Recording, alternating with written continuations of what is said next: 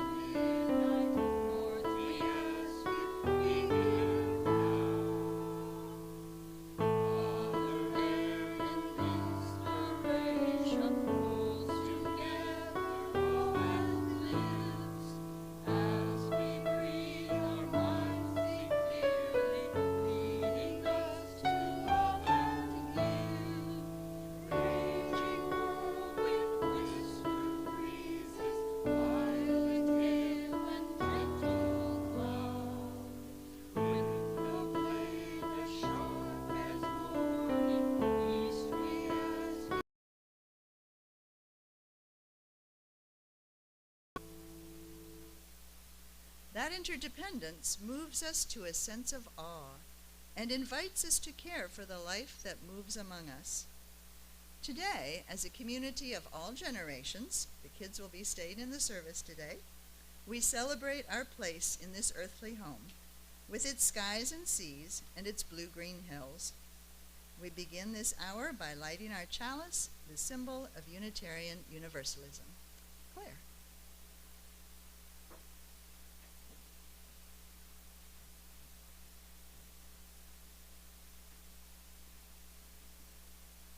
A chalice lit in our midst is a symbol of our liberal faith, a faith built on the foundation of freedom, reason, and tolerance, a faith sustained by acts of kindness and justice, a faith that visions a world flourishing with equality for all her people, a faith that demands the living out of goodness, a faith that requires thoughtfulness, a faith of wholeness,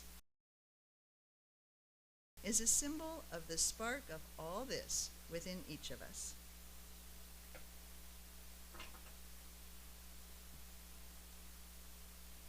We'll have our sharing of joys and concerns now, a sacred time for us. Drop a pebble into the water, silently if you wish to keep it in your own heart, or out loud at the mic with a few words, so we may support each other in sorrow and celebrate together in joy.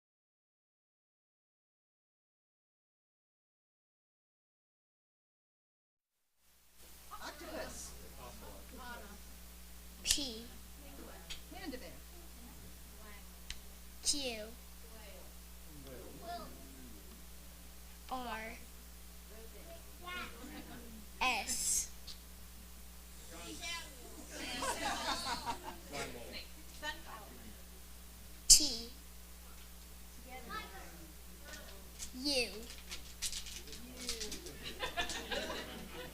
V.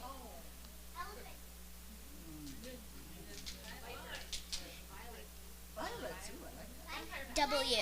that. Watermelon. X. Here's your challenge. Ooh. Y. Z. Zenu. Zebra.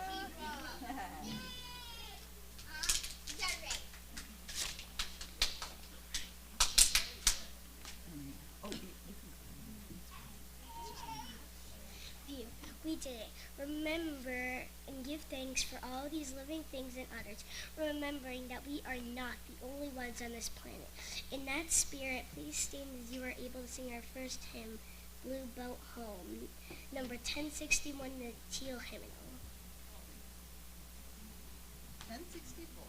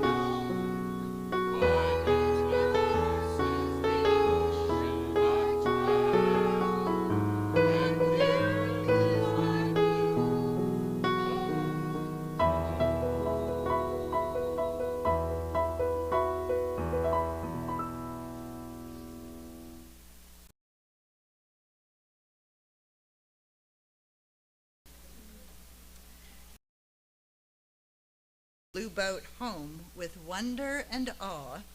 We should start there. What do wonder and awe feel like? Wonder is that feeling that gives us goosebumps, that makes us say, wow. It's the feeling we get when we think about questions with no answers, or at least none that we know. Here's how the first source of our Unitarian Universalist tradition describes it. Direct experience of that transcending mystery and wonder affirmed in all cultures, which moves us to a renewal of the spirit and an openness to the forces which create and uphold life. For our moment of meditation today or prayer, I invite you to share a moment of quiet, thinking of something that creates awe within you. What gives you a sense of wonder? What are you most grateful for? Breathing together, we think about the sources of your awe and amazement, and I will end us with a few words by Sylvia Plath.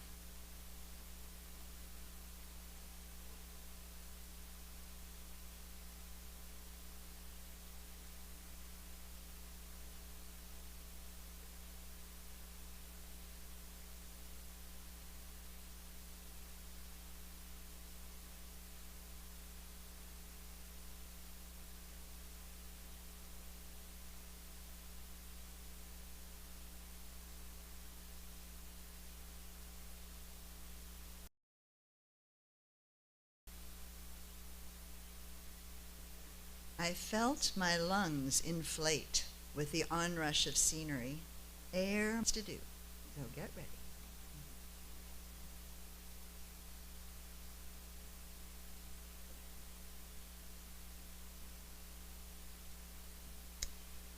Well, we're going to invite those feelings of awe and wonder by using maps. The maps. And you are going to help us remember our place on this, our place in the universe. Ready? All right. Let's start with this map. What does this map show? This is the map. And it's up on the screen too, you know? Our home, Valparaiso, our fellowship here. Could somebody come up and put a sticker to show our place on that map? Any volunteers? Okay, here we go. Yep.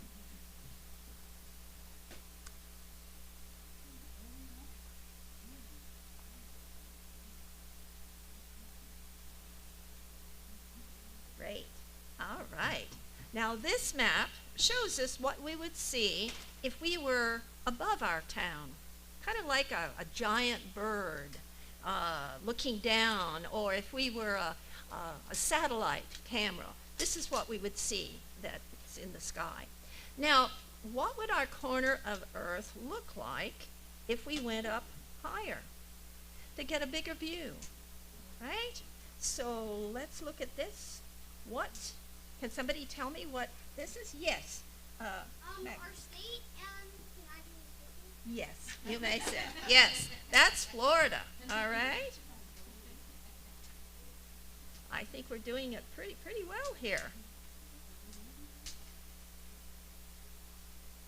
You find we live in what is called the panhandle, because it looks kind of like a handle on a pot, doesn't it? Some people even forget that we're here. All right, now we're doing pretty well. Now let's move out further. Let's go up even further up in the air and see what we see. What's this? Anybody? Yes. It is a map of the United States of America. Very good, very good. All right. Now, do I have anybody on the front row that can find Valparaiso on that map? Oh, well, let's let one of the girls here. Oh, again, we got some girl power here. Oh, they went, okay, there's Emily. She's going to go up and show us. All right? Very good. Put a sticker. You can see that. That's a pretty big country.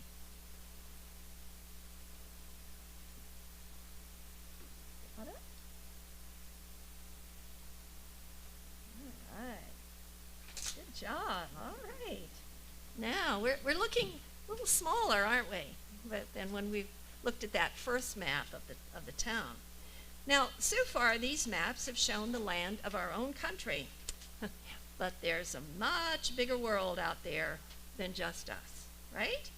So, now, Miss Amanda has shown us a map of the world. Now, who can find our fellowship? I can. Olivia? I can. Okay. You go up there. All right. Yeah, the boys there are our tutors down here in case somebody needs help.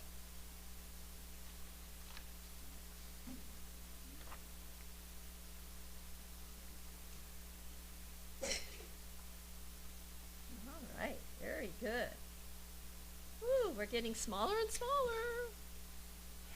Maps were created by humans to show information about land and rivers and roads, and they may show borders between states and between countries.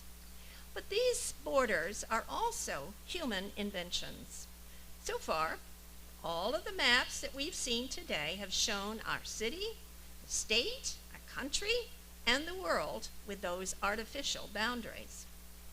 But there's a different way of looking at our world with no dotted lines or what. All right?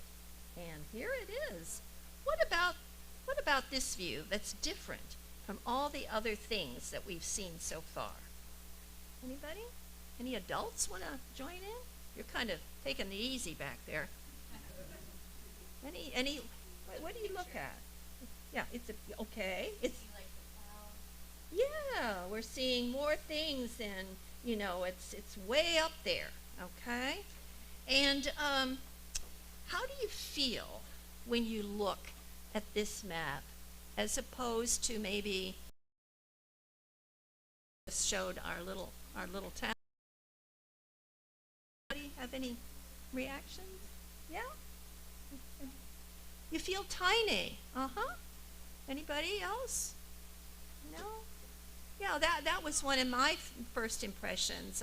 Makes us realize how really small that we are, and sometimes we forget that. We think we are the center of the universe, right? Yeah, and we're not. For most of our history, we human beings didn't have this view of Earth.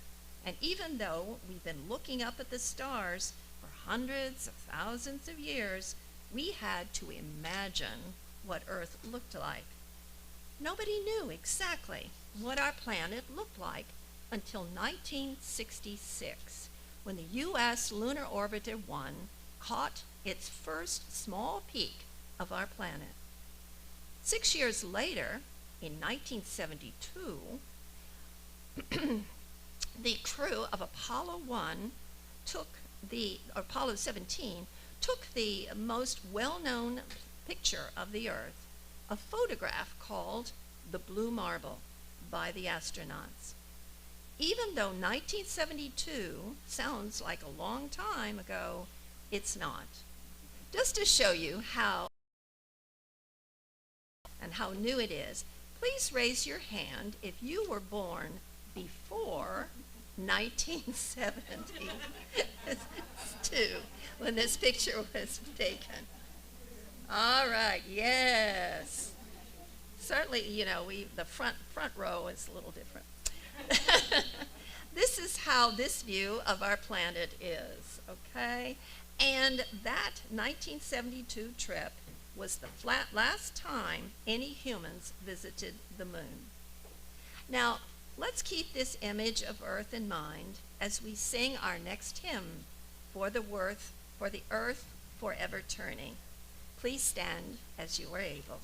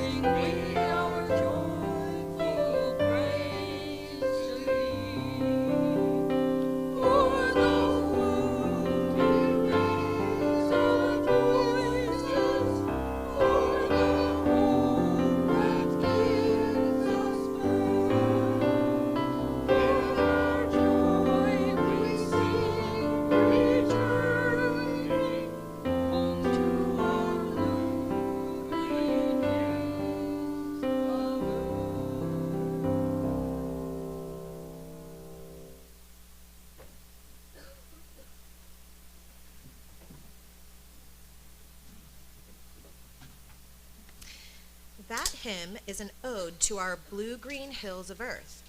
Our home planet does have blue-green hills, but when we see Earth from space, we can also see deserts, indigo oceans, and ivory cloud cover. Let's keep traveling outward beyond Earth and see where we fit into the cosmos. So we have our picture of the solar system. There it is. Okay. Yep, see this part. Someone who can show us where we live now. Ask one, does anyone who's ready? Okay. So can you come up and point to Earth on the solar system?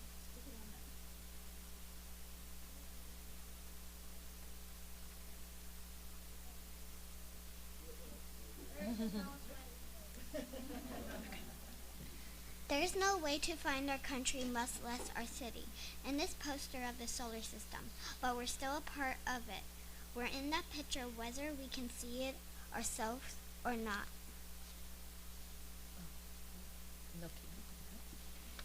Here's the Milky Way galaxy where our solar system is located. There are hundreds of billions of solar systems like ours in the galaxy.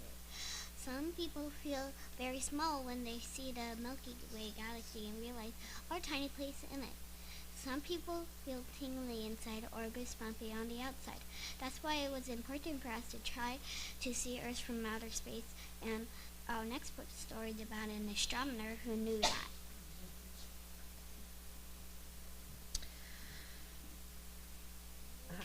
Okay.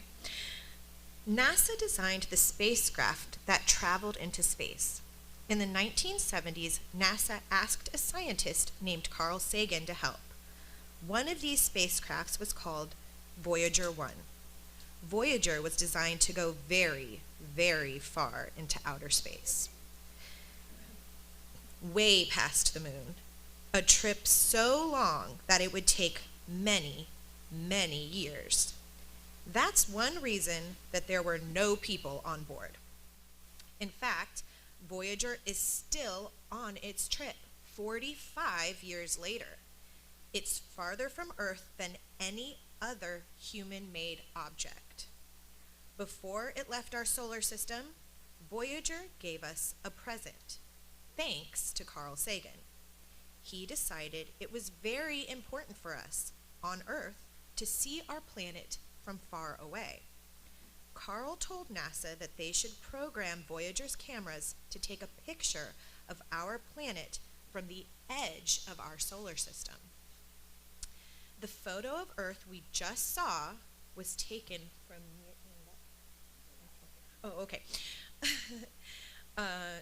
was taken from near the moon. It's beautiful and it shows details of the blue-green hills and oceans. But the people at NASA told Carl that a picture taken from the edge of the solar system, 3.7 billion miles away, would be useless because Earth would be so tiny. Carl didn't give up. In the months leading up to the Voyager launch, he begged and pleaded with NASA for the photograph to be taken. So, on February 14th, 1990, as the Voyager spacecraft was speeding out of our solar system at 40,000 miles per hour, it turned its cameras back toward Earth for one last glance homeward. It took about 60 photos of the sun and planets, which were made into a mosaic. Earth is just a tiny pinprick of light sitting alone in a vast darkness. Through an accident of geometry and optics, Earth seems to be sitting in a beam of light. The planet itself emits a light blue glow thanks to our seas and sky. The awe-inspiring picture is affectionately called the pale blue dot. Carl Sagan knew that seeing Earth as a tiny blue dot in space would be important for humans. He was right. This is how Carl explained his sense of awe.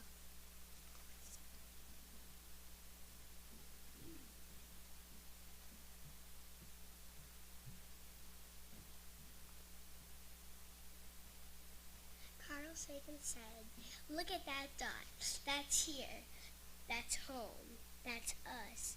On that dot, everyone you love, everyone you know, everyone you've ever heard of, every human being who ever lived out their lives, every hunter and forager, every healer and coward, every creator and destroyer of civilization, every king and peasant, every young couple in love, every mother and father, every hopeful child, every inventor and explorer, every revered teacher of morals, every corrupt politician of every superstar, every supreme leader, every saint and sinner in that history of our species lived there on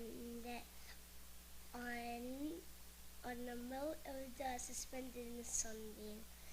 The Earth is a very small stage in a vast cosmic arena.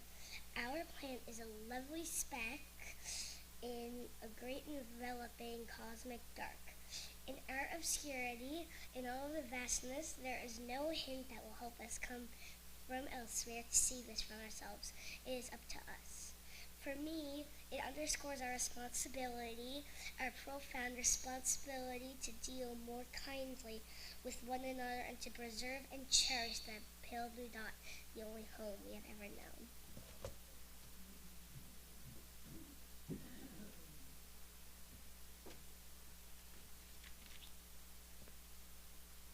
Those are big thoughts. It can seem like a big job and a big responsibility to take care of our pale blue planet and all the lives that lives there. Here. Today we asked you to bring a piece of recycling for a recycling offering. You may usually put your recycling into a bin at home, but putting it all together is a way to remind ourselves of what is a promise to do one small thing to help the environment. Then imagine what we can do right here, not only by recycling, but by reducing the number of disposable items we use, and reusing those things that we do and have in new ways. Have you ever tried making sculptures with clean recyclables? Do you find more uses for plastic shopping bags?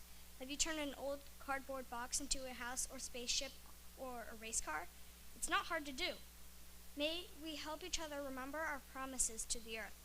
Just as importantly, may we look to the skies once in a while to remember why we've made those promises.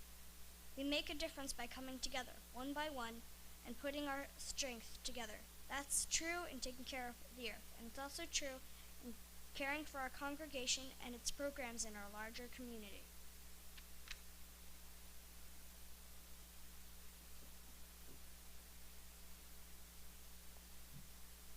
Well, now it's time to part with something a little harder to part with than recyclables, a portion of our resources. As the greeters come forward, knowing that our community and our congregation are nurtured by our generosity. Our Share the Plate partner, a local charity receiving half of the cash offering and unmarked checks, is Opportunity Place. Opportunity Place is an emergency shelter for families and single women who are homeless, working to meet basic needs and help find permanent housing and the resources people need to be self-sufficient. As a bonus this morning, we are going to be following the offering basket with chocolates, little earth chocolates for everybody as a little treat to help us remember our awe and wonder of our lovely earth. And I know you won't litter the wrappers, right? Okay.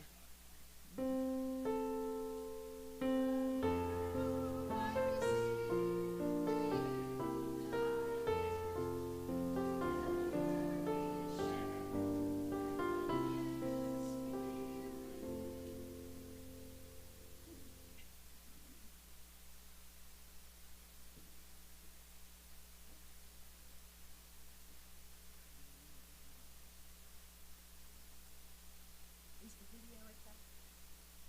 No, the video's not.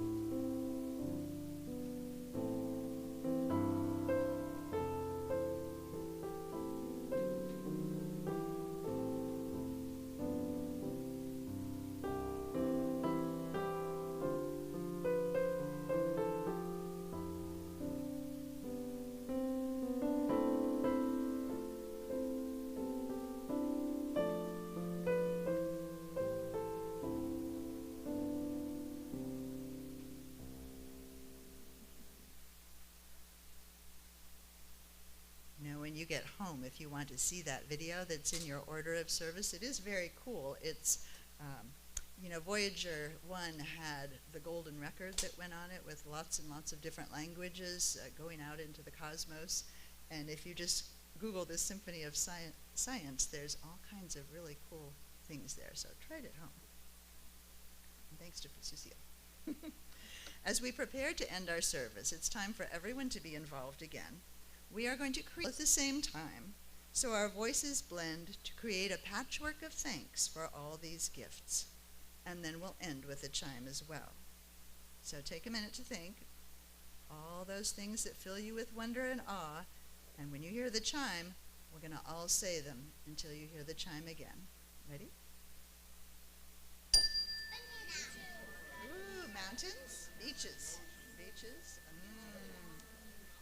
hiking, friends. I don't hear you. What else? What else besides bananas?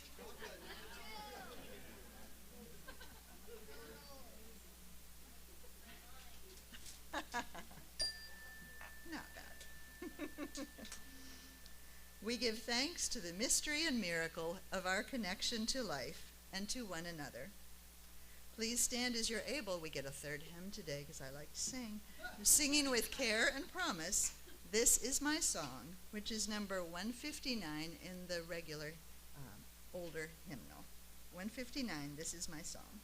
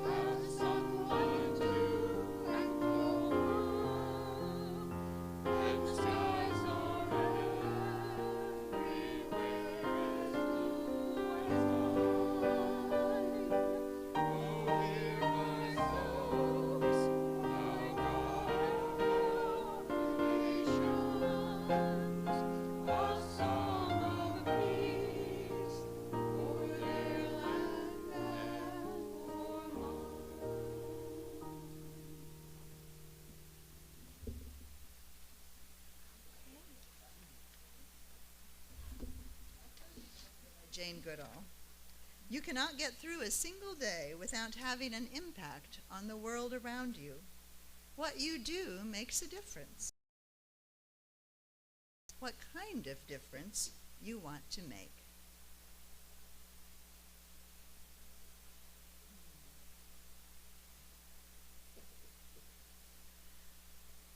Our final words are by Walt Whitman. I really like these because I think so often, when I used to teach poetry, it's like we would look at something with our scientist eyes, and then we'd have to look at it with our poet's eyes, because you kind of see different things and think about things in a different way, depending on how you're looking at it.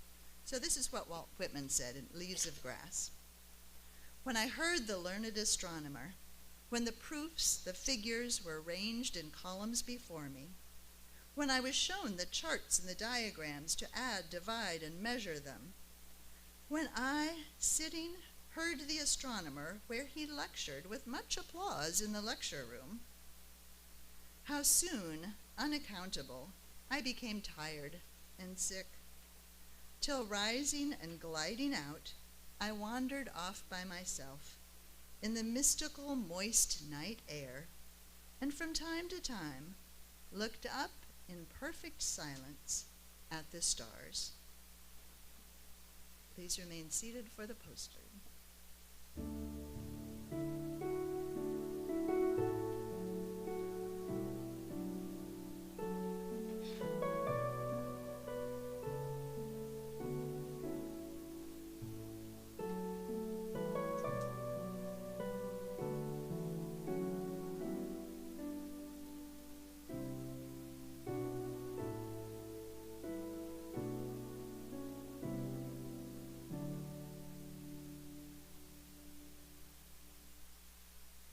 Go out in peace, remembering to look up and remember the stars.